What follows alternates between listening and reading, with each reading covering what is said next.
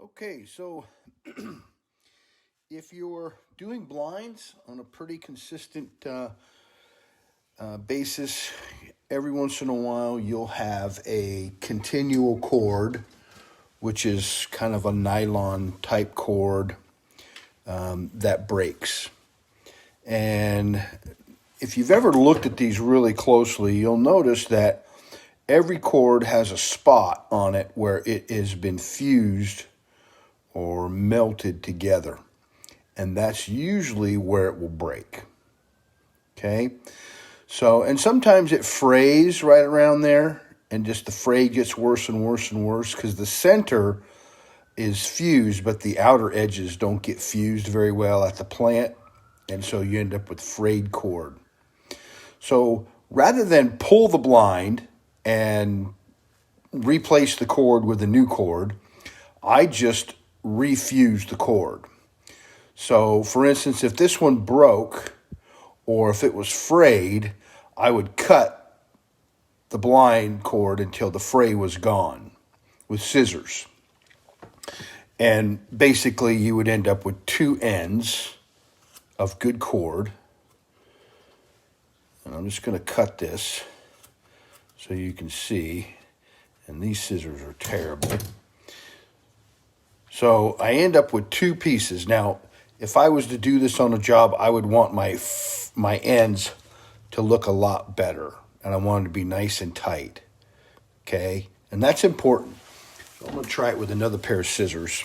I usually use my pliers. My pliers have a place where they have a little clipper on them. And I can usually just clip stuff. And that's better. And so that's better. Okay, that's workable. And I want to trim that.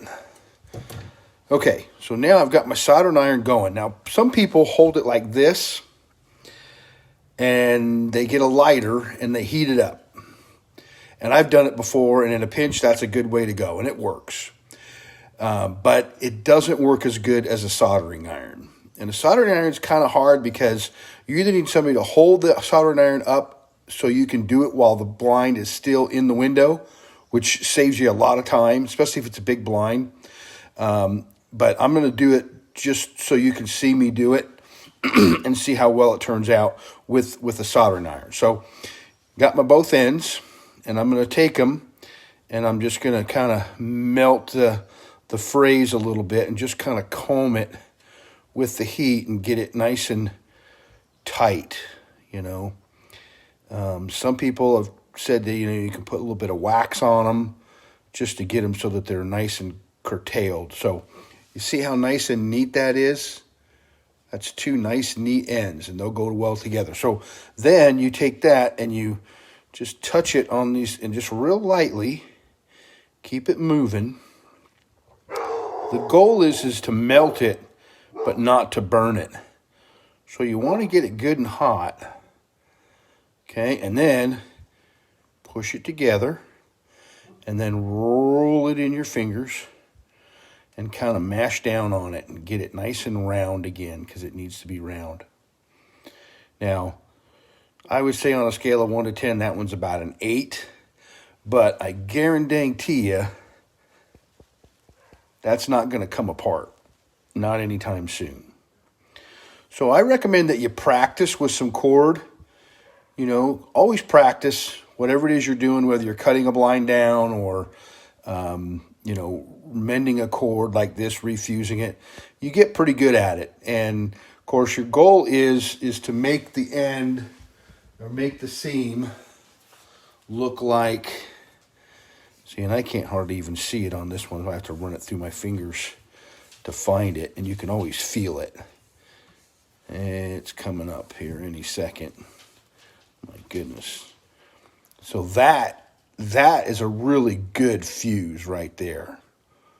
And I understand there's a company named Rowley that makes a fusing machine that will actually fuse these together. I'm not sure how it works. I haven't seen it, but I just know that there is a machine that the manufacturers make to do this in-house. So they're cutting them and making them a certain length. And usually the cords are 2 foot, 3 foot, 4 foot, 5 foot, 6 foot loops. So if you stretch it out, even though, it's, two pieces, that would be a 12-inch loop or a 24-inch loop or 36. That's how they do it. And when they come from the factory on a certain blind, they're all one of about 5 or 6 different lengths. And so if you order a new one, it should be exactly the same length. And that's good if you have a tensioner, because then the screw will use the same hole. Okay, there you go.